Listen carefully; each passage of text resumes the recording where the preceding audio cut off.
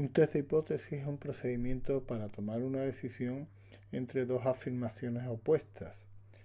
Al final tenemos que elegir una u otra. Hay ocasiones en las que podemos comparar este mismo procedimiento con otros de tomas de decisiones, como por ejemplo en el que se produce ante un tribunal. Vamos a verlo y vamos a utilizar esta imagen para comentar los principales problemas que tenemos relacionados con un test de hipótesis. Recordemos que cuando enfrentamos la afirmación acerca de una hipótesis, ya sea la nula o la alternativa, nos estamos refiriendo a toda la población, pero nosotros tenemos que tomar la información de la muestra para tomar una decisión. Y se pueden producir 4 situaciones. La primera es que, siendo cierta la hipótesis nula, nuestros datos nos lleven a concluir que no podemos rechazarla. En ese caso no hay un error. Pero puede ocurrir que, siendo cierta la hipótesis nula, sin embargo, nuestros datos, los de nuestra hipótesis, de nuestra muestra, nos lleven a concluir lo contrario y que rechacemos la hipótesis nula. Eso es lo que hemos llamado error tipo 1 y la probabilidad de cometerlo es alfa, lo que también hemos llamado nivel de significación. Puede producirse una situación en la que, siendo cierta la hipótesis alternativa, sin embargo nuestros datos no nos permitan rechazarla.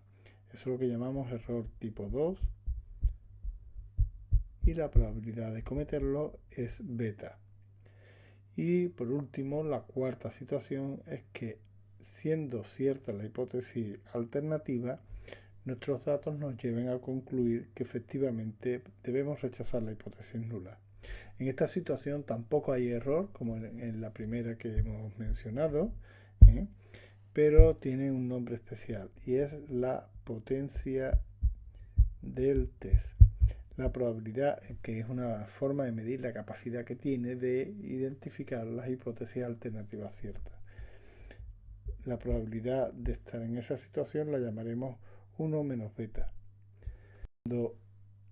Cuando nos vamos a el caso de un tribunal, ahí tenemos a una persona declarada, que se enfrenta ante una acusación, pero que en principio es declarada inocente, mientras que no se demuestra lo contrario. Esa presunción de inocencia es la hipótesis nula. Pero el afán o el objetivo del fiscal, y si hay acusaciones privadas, es demostrar que esa persona es culpable. Durante el juicio se aportan las pruebas, las evidencias, las declaraciones de los testigos, los informes de los peritos, y el juez puede tomar 2 decisiones. O bien declararlo inocente o libre de cargos, o por el contrario declararlo culpable de alguno de los delitos de los que se le acuse. Y ahí pueden darse también 4 situaciones. Una, que a una persona inocente el juez finalmente la declare como tal, libre de cargos, y pueda salir libre a la calle. Pero puede darse también el caso de que una persona inocente, sin embargo, se produzcan o se aporten pruebas que lo incriminen y que le lleven a declararlo culpable, aunque en realidad no lo sea. Eso sería un error de nuevo tipo 1, un error judicial en el que esta persona sufre un castigo inmerecido. También puede ocurrir que una persona que ha cometido un delito, sin embargo, ni los fiscales ni la policía aporte pruebas suficientes como para declararlo culpable. Entonces estaríamos ahí también cometiendo un error que en el lenguaje de los test de hipótesis sería un error tipo 2 y la probabilidad de cometerlo sería beta.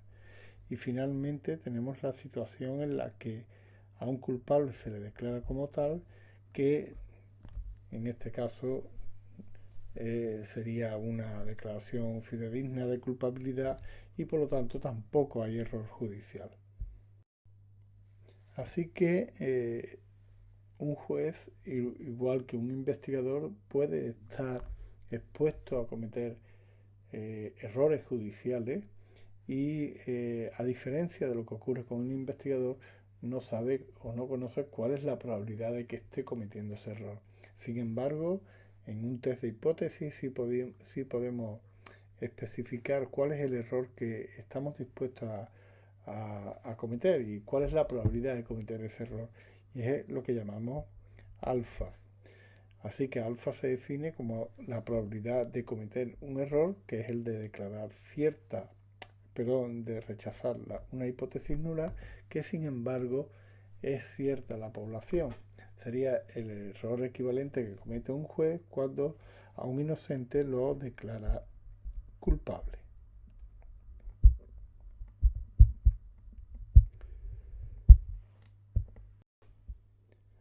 Hay otro tipo de situaciones en las que a un culpable se le declara inocente y que en el lenguaje de los test de hipótesis es un error tipo 2. La probabilidad de cometer un error tipo 2 es beta y tal como aparece aquí sería la probabilidad de no rechazar la hipótesis nula cuando la hipótesis alternativa es cierta. Como hemos dicho antes, es declarar inocente a un auténtico culpable.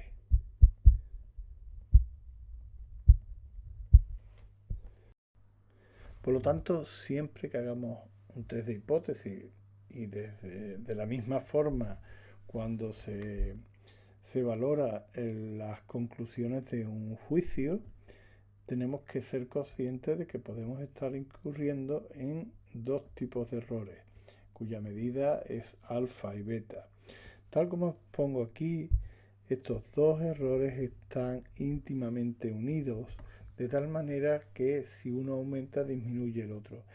Me recuerda mucho al mito griego del rey Tántalo, que tuvo que sufrir una tortura eterna, por la cual cuando tenía sed y estaba metido en una gruta, cubierto de agua hasta el cuello, y sobre su cabeza pendían árboles frutales, parras, y cuando tenía hambre intentaba agarrar frutas de lo que le cubría la cabeza y misteriosamente aquellas frutas se alejaban a una distancia enorme.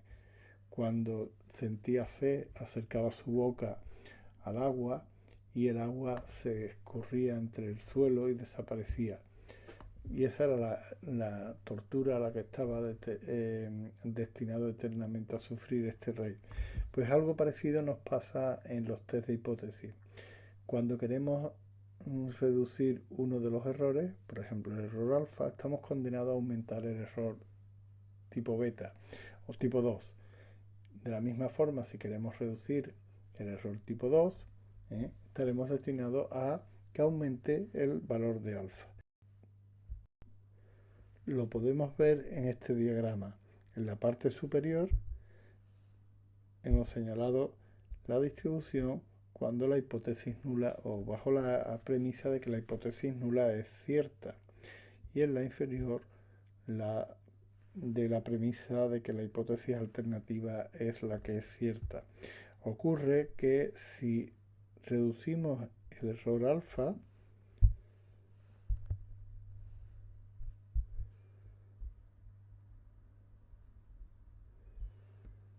estamos al mismo tiempo aumentando el error beta porque aumenta la región crítica que corresponde a el error tipo 1. Este sería el que corresponde a alfa y este el que corresponde a beta. Si reducimos el error beta,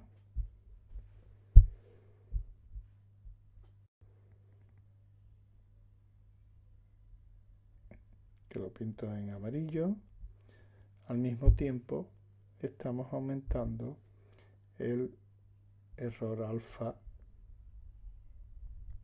cometido en esta nueva situación. Por lo tanto, uno y otro están indisolublemente unidos, de tal manera que al aumentar uno disminuye el otro y viceversa.